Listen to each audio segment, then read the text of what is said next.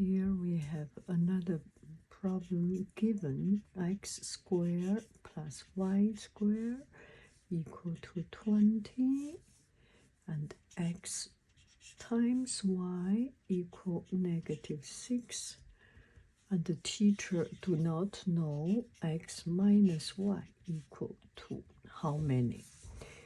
Teacher has problem we will need to work out to help the teacher, because x minus y squared equal x squared minus 2xy plus y squared, right? This we know. This is the formula. We already know it. So we can change the way of writing it.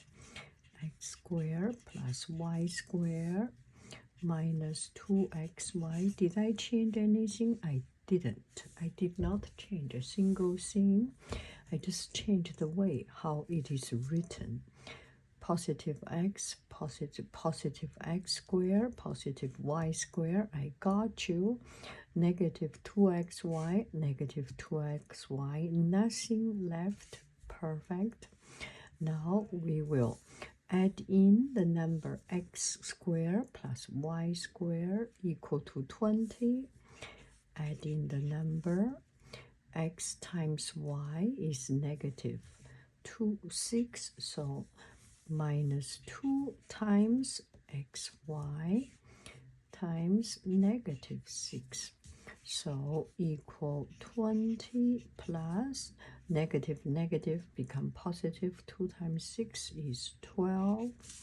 So is 32, right?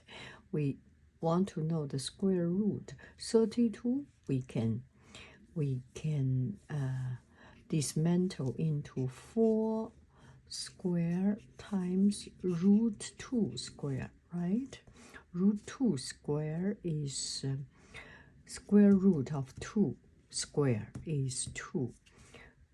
4 times 4 is 16. 16 times 2 is 32, right? So the final result, so x minus y, let me just write in another. So with all these x, so x minus y equal to positive negative 4 square root 2. Make sense?